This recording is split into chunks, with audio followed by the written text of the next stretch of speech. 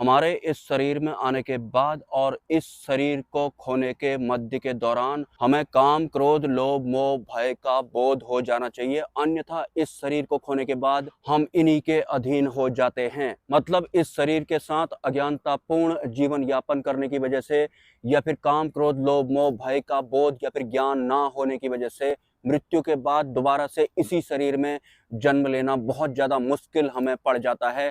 ये एक वास्तविक सत्य भी है। जैसा कि बहुत सारे लोगों के दिलो दिमाग पे सवाल चलते होंगे कि मृत्यु के बाद हम कहाँ जाते हैं या फिर जो भूत प्रेत होते हैं वो हमें क्यों डराते हैं। वो वास्तव में इसी वजह से डराते हैं क्योंकि जीते जी वो काम, क्रोध, लोभ, मोह, भय के ऊपर जीत प्राप्त नहीं कर पाए थे, तो मृत्यु के बाद वो इनमें से ही किसी एक सत्ता के अधीन हो जाते हैं और सिर्फ डराने के, काम करने के लायक ही रह जाते हैं। आप में से कोई भी इस गलतफहमी में मत रहना कि इंसान की मृत्यु हो जाती है तो तुरंत उसका पुनर्जन्म हो जाता है। अज्ञानतावश जिस इंसान की मृत्यु होती है या फिर जिसकी आंतरिक जागृति नहीं हुई होती है, जिसने जीते जी माया के आवरण से बाहर निकलने का थोड़ा सा भी प्रयास नहीं किया होता है, उसका पुनर्जन्म बिल्कुल भी नहीं होता है। वो मृत्यु के बाद काम, क्रोध, लोभ, मोह, भय वाली सत्ताओं के साथ ही लटका रहता है और एक बहुत लंबे समय तक लटका रहता है। जैसा कि आपने बहुत सारे दरबारों में देखा होगा, कुछ प्रेत जो होते हैं वो इंसान को डराने का काम करते हैं क्योंकि वास्तव में वो अज्ञानमय अवस्था में ही मरे थे और भय के अधीन हो गए थे, तो उसके बाद सिर्फ वो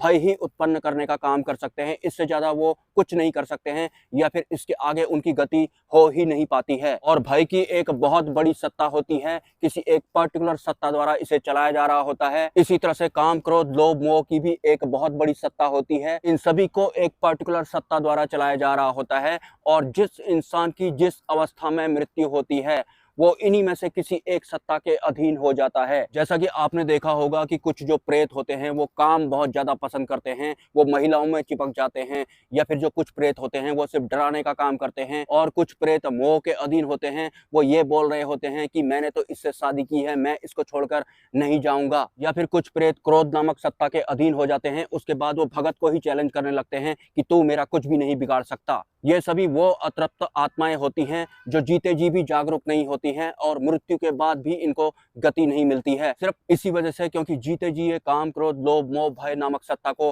पहचान ही नहीं पाए थे या फिर कभी इन्होंने अपने अंदर झांकने की कोशिश ही नहीं की। ये इस भौतिक दुनिया तक ही सीमित रह गए और मृत्यु के बाद इनकी ये दशा होती है। मतलब जो इंसान जीते जी भय की सत्ता को नहीं पहचान पाता है वो मृत्यु के बाद भय की सत्ता के ही अंडर में हो जाता है और वो उसके बाद सिर्फ और सिर्फ भय उत्पन्न करने का ही काम करता है, तरह तरह के इंसानों के शरीरों में विचरण करके। वास्तव में काम, क्रोध, लोभ, मोह, भय जो होते हैं वो एक तरह की चेतना होती है और ये सभी सूक्ष्म जगत की सत्ताओं के अधीन भी होते हैं। चेतनाएं होती हैं तो सीधी सी बात है, ये चेतनाओं के ऊपर चिपक जाएंगे और बड़ी बारीकी के साथ काम करना शुरू कर देंगे। वास्तव में भय नामक सत्ता को भय खुद लग रहा होता है, लेकिन वो एक चेतना है तो वो हमारे मैं के ऊपर सवार हो जाती है, तो हम तो अपने आप को पहले से ही मैं मान रहे होते हैं, तो हमें लगता है कि मैं डर रहा हूँ। जबकि जो भय होता है वो खुद डर रहा होता है, उसे बोलने की जरूरत नहीं है, उसे सिर्फ महसूस करवाने की जरूरत है कि मैं डर रहा हूँ। देख रहे हैं आप कितने सूक्ष्म तरीके से यहाँ पर काम हो रहा है। हम वास्तव में डर नहीं रहे हैं, लेकिन एक चेतना हमारे ऊपर सवार हो जाती है और हमें महसूस करवा देती है कि मैं डर रहा हूँ, जबकि भय खुद डर रहा होता है। और जो क्रोध नामक सत्ता होती है या फिर जो काम नामक सत्ता होती है या फिर जो अन्य सत्ताएं होती हैं वो सब उनके खुद के साथ हो रहा होता है, लेकिन ये सभी सत्ताएं होती हैं सूक्ष्म रूप में काम करती हैं, चेतनाएं होती हैं, हमारे मैं के ऊपर सवार हो जाती हैं और अपने आप को खुद ही मैं बनाकर हमारे साथ चल रही होती हैं। एक सांसारिक इंसान जो होता है पूरी जिंदगी काम, क्रोध, लोभ, मोह, भय की सत्ता के ही अधीन रहता है और ये सभी सत्ताएं माया के अधीन होती हैं। हमारा बुद्धि और हमारा मन, जो कि माया के सबसे बड़े दो हथियार होते हैं, इन्हीं का सहारा लेकर ये सत्ताएं हमारे साथ हम ही बनकर चल रही होती हैं। और उसके बाद हम बोलते हैं कि मुझे डर लग गया या फिर मुझे गुस्सा आ गया, फिर थोड़ी देर के लिए मैं भटक गया था, मैं लोभ में पड़ गया था या फिर लालच में पड़ गया था। जबकि काम, क्रोध, लोभ, मोह, भय में ये खुद ही पड़े होते हैं, लेकिन हमारे मैं के ऊपर चिपकने की वजह से ये हमारे शरीर का इस्तेमाल करके या फिर हमारे मन या फिर हमारी बुद्धि का इस्तेमाल करके मैं के रूप में पूरी जिंदगी रिप्रेजेंट कर रहे होते हैं और हमें भनक तक नहीं लगती है। लेकिन अब आप ये भी सोच रहे होंगे, जो ये काम, क्रोध, लोभ, मोह, भय वाली सत्ता होती है ये हमारे साथ ये सब क्यों करते हैं? वास्तव में वो हमारे साथ नहीं करते हैं, वो सब उनके साथ ही हो रहा होता है या फिर वो वही करने तक सीमित रह जाते हैं। उनकी जो सत्ता होती है वो वही वाली होती है, लेकिन वो मैं वाले भी होते हैं और वो सूक्ष्म मैं वाले होते हैं, जिससे हमें पता ही नहीं चलता है कि ये जो मैं अपने आप को बोल रहा हूँ ये मैं वास्तव में हूँ या फिर कोई और मेरे मुंह से बोल रहा है या फिर मुझे महसूस करवा रहा है। मतलब अपनी सत्ताओं को बरकरार रखने के लिए इनके द्वारा हमारे शरीर का इस्तेमाल किया जाता है ताकि इनका भी अस्तित्व बरकरार रहे और माया का जो आवरण है उसका अस्तित्व भी बरकरार रहे। लेकिन माया का बोध हो जाने के बाद हमें माया से नफरत नहीं करनी है। अगर माया नहीं होती तो फिर हमें माया के बाहर के आवरण के बारे में भी नहीं पता लगता, उसका भी बोध हमें नहीं होता। लेकिन एक आम इंसान या फिर जिसकी अंतरिम जागृति नहीं हुई होती है वो तो अपने शरीर को या फिर माया रूपी इस भौतिक संसार को एंड तक समझ ही नहीं पाता है। जबकि हमारे इस शरीर में कई तरह की सूक्ष्म जगत की सत्ताएं काम कर रही हैं, वो प्रत्यक्ष भी होती हैं, हमें उनका भास भी नहीं होता है क्योंकि वो चेतना स्वरूप होती हैं। जो मैं ये बोल रहा हूँ हो सकता है मेरे मुंह से कोई और भी बोल सकता है, इन्हीं सत्ताओं में से कोई एक।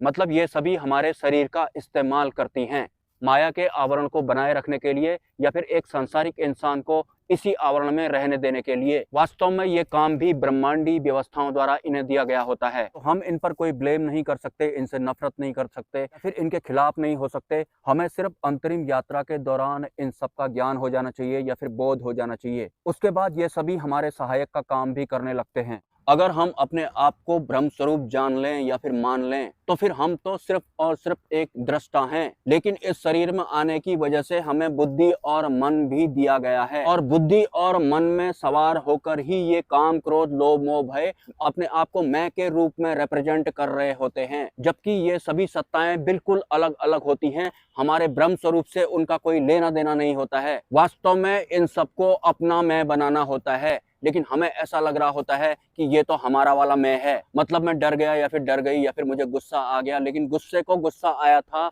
और भय को खुद ही भय लगा था। ये खुद मैं की चपेट में आए हुए होते हैं, लेकिन इनका वाला मैं बिल्कुल अलग होता है, हमारा वाला मैं बिल्कुल अलग होता है। लेकिन ये सब मिक्सअप कर देते हैं, हमें ऐसा लगता है कि हम एक पूरी यूनिट हैं। डर भी मुझे ही लगा था, काम की चपेट में भी मैं ही आया हूँ। काम की चपेट में भी हम नहीं आते हैं, काम की एक अलग सेपरेट सत्ता होती है, वो हमारे शरीर बुद्धि और मन का सहारा लेकर अपने आप को रिप्रेजेंट कर रहे होते हैं, उनका काम ही ये होता है। लेकिन हमें ऐसा लगता है कि काम वासना मेरे भीतर से जागृत हुई थी। वास्तव में काम वासना हमारे भीतर से जागृत होती है क्योंकि ये काम की सत्ता भी हमारे अंदर रहती है। इसी तरह से जो ये अन्य सत्ताएं होती हैं ये सब भी हमारे अंदर रहती हैं और मैं बनकर ही अपने आप को रिप्रेजेंट कर रही होती हैं और हम इनकी चपेट में आके एक दूसरे इंसान का निर्माण कर देते हैं। काम की बात कर रहा हूँ। और तो और उसके बाद हमें अपने आप में बड़ा फक्र या फिर बड़ी इज्जत जैसी महसूस होने लगती है, मेरा जैसा या फिर मेरा अंश इस दुनिया में आ गया जो कि भविष्य में मेरा ख्याल रखेगा। और ये सब भी उसके अंदर माया द्वारा डाला गया होता है, मोह की सत्ता द्वारा उसके अंदर ये सब भरा गया होता है। और मोह की सत्ता हमारे भीतर कुछ इस तरह से काम करती है, अगर काम की सत्ता की चपेट में आने की वजह से हमारी कोई संतान उत्पन्न हो जाती है और उसे कोई बुरा लगता है तो क्रोध नाम की सत्ता काम करने लगती है कि तूने मेरे बच्चे को बुरा कैसे बोला। और ऐसा बोलने वाले को या फिर बोलने वाली को अगर पटपटा दिया जाए तो फिर वो भयग्रस्त भी हो जाते हैं, उसके बाद भी वो भय नामक सत्ता के ही अंडर में रहते हैं। तो ये तो है एक सांसारिक की ओरिजिनल अवस्था जिसने पता नहीं कितने जन्म अपने ऐसे ही बर्बाद कर दिए हैं। जिस दिन आपको माया की इन सत्ताओं के बारे में पता लगेगा, आपको इस जन्म के बारे में ही नहीं पूर्व के जो बहुत सारे जन्म आप लोगों ने बर्बाद कर दिए हैं उनका भी आपको बड़ा बुरा लगेगा कि पता नहीं कितने जन्म मेरे ऐसे ही बर्बाद हो गए हैं। और वास्तव में अगर हमारे नाते रिश्ते इतने ही ज्यादा अच्छे होते तो पिछले जन्मों वाले जो हमारे माता पिता रहे थे या फिर जो हमारी संतानें रही थी उन्हें नहीं भुला दिया जाता, वो हमें आज भी याद होते। लेकिन ये इतने अच्छे नहीं होते हैं या फिर काम क्रोध लोभ मोह भय की चपेट में आने की वजह से इनकी उत्पत्ति हुई होती है तो फिर माया द्वारा ही इनको भुला भी दिया जाता है। और पूरी उम्र आंतरिक जागृति ना होने की वजह से हमारा ये शरीर भी माया द्वारा ही छीन लिया जाता है, पैदा भी माया द्वारा ही करवाया जाता है, छीना भी माया द्वारा ही जाता है और हमारे पूर्व जन्म की यादों को भुलाया भी माया द्वारा ही जाता है। माया की जो सत्ता है इतनी बड़ी है कि आपके कान कम पड़ जाएंगे या फिर आपका दिमाग कम पड़ जाएगा माया के बारे में जान जानकर। मतलब बहुत सारे लोग तो मरने के बाद दोबारा से इंसान बनते ही नहीं है, वो वैसे ही काम क्रोध लोभ मोह भय वाली सत्ताओं के अधीन होते हैं और हम ही इंसानों को डराने का काम करते हैं या फिर परेशान करने का काम करते हैं। ये सब भी सूक्ष्म रूप से माया के अंडर में किया जा रहा होता है। अगर आपको इस संसार में बहुत ज्यादा धन दौलत चाहिए तो वो भी आपके पास माया द्वारा ही आती है, जिसे देखकर इस संसार के जो कम जागरूक लोग होते हैं उनके अंदर भी इच्छा प्रकट हो जाती है कि मैं भी इसी तरह का धन दौलत बनाऊंगा एक दिन। तो ये माया की सत्ताएं होती हैं जो आंतरिक स्तर पर सूक्ष्म रूप में और भौतिक रूप में भी काम करती हैं, और एक आम इंसान इनको समझ ही नहीं पाता है, कई जन्मों तक समझ नहीं पाता है। तो मोटा मोटा हमारी बुद्धि माया के अधीन है, हमारा मन माया के अधीन है, काम क्रोध लोभ मोह भय भी माया के अधीन है, और ये सब हमारी शारीरिक या फिर मानसिक व्यवस्था का सहारा लेकर हमारे भौतिक जीवन को या फिर हमारे भौतिक शरीर को बड़ी आसानी से चला रही होती हैं। मतलब भय मुझे नहीं लगा था, भय तो भय की सत्ता को लगा था। क्रोध मुझे नहीं आया था, क्रोध तो क्रोध को खुद ही आया था। और काम वासना मेरे अंदर से नहीं उठी थी, काम वासना तो काम वासना को खुद ही हुई थी। लेकिन उन्होंने हमारी इन सभी व्यवस्थाओं का इस्तेमाल करा, तो हम बोलने लगते हैं कि मैं काम वासना से परेशान हो गया हूँ, या फिर मुझे डर लग रहा है मैं परेशान हो गया हूँ, या फिर मुझे गुस्सा आता है मैं परेशान हो गया हूँ। जिस इंसान की अज्ञानमय अवस्था में मृत्यु होती है और उसके बाद वो काम क्रोध लोभ मोह भय की सत्ता के अंडर में आ जाता है, तो उसका जो जीव होता है या फिर जो उसका सूक्ष्म शरीर होता है वो एक नॉर्मल इंसान के सूक्ष्म शरीर जैसा भी नहीं रह जाता है, खाली काले धुएं जैसा वो रह जाता है। और पैर भी नहीं होते हैं, पैर की जगह में पूंछ जैसी बन जाती है, काले धुएं वाली। जबकि एक जागरूक इंसान की अगर मृत्यु होती है तो उसका सूक्ष्म शरीर टोटली डिफरेंट होता है, क्योंकि उसके चांस आगे को गति करने के होते हैं, मतलब वो दोबारा जन्म भी ले सकता है। लेकिन अज्ञानमय अवस्था में जिस इंसान की मृत्यु हो जाती है और वो उसके बाद भय के अधीन भी हो जाता है, मतलब उस इंसान का जो सूक्ष्म शरीर होता है वो खाली भय बन जाता है। इसे अगर मैं सरल करना चाहूं, जैसे कि हम इंसान हैं और हम सांस लेते हैं, तो हम कह सकते हैं कि हम इंसान हैं। लेकिन जो इंसान मृत्यु के बाद भय काम क्रोध लोभ की सत्ताओं के अधीन हो जाता है, तो उसके बाद उसमें सांस लेने वाली जैसी कोई भी व्यवस्था नहीं होती है,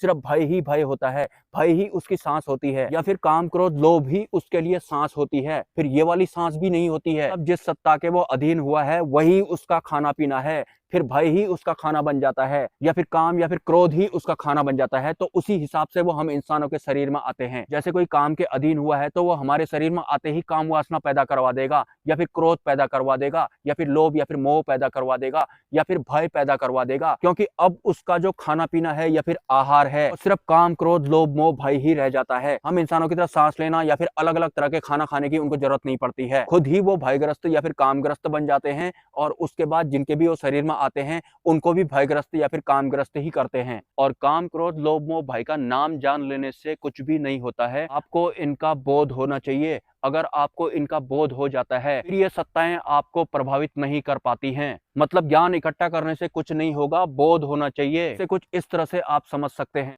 ये काम क्रोध लोभ मोह भय को अगर मैं थोड़ा सरल करना चाहूँ, आपने किसी दरबार में किसी प्रेत को किसी दूसरे इंसान के मुंह से बोलते हुए सुना होगा, लेकिन जिस वक्त किसी इंसान के मुंह से कोई प्रेत कुछ भी बोल रहा होता है, क्या उस इंसान को पता होता है कि मेरे मुंह से कोई प्रेत या फिर कोई अन्य शक्ति बोल रही है? क्योंकि उस वक्त वो प्रेत मैं बनकर ही उसके मुंह से बोल रहा होता है। तो ठीक उसी तरह से ये जो काम क्रोध लोभ मोह भय वाली सत्ताएं होती हैं, ये हमारे मुंह से बोल रही होती हैं या मैं बनकर ही हमको महसूस भी करवा रही होती हैं। बस इतनी सी बात होती है इनकी। एक बात और बताना चाहता हूँ मैं आपको, जब भी मैं काम क्रोध लोभ मोह भय के बारे में वीडियोस बनाता हूँ या फिर माया के आवरण से बाहर निकलने के विषय में वीडियोस बनाता हूँ, तो मेरा बहुत तरीके से नुकसान होता है। हालांकि इस माया रूपी संसार से ऊपर उठने के विषय में जो भी इंसान या साधक पब्लिकली वीडियोस बनाता है, तो उसके साथ ये सब होता ही होता है। इसे एक तरह से वो परीक्षा के तौर पर भी ले सकता है या फिर दंड के तौर पर भी ले सकता है, लेकिन ये होता ही होता है। और ऐसा ही मेरे साथ भी आजकल होता है। बहुत तरह के नुकसान मुझे आजकल हो रहे हैं। इस विषय पर आगे भी मैं चर्चा जारी रखने वाला हूँ। आज पेड़ से मोबाइल गिर गया है, इसका स्क्रीन फट गया है, स्वेच्छा से सपोर्ट कर देना कुछ ना कुछ। मुझे नहीं पता कितना डैमेज मोबाइल में हुआ है। नमस्कार।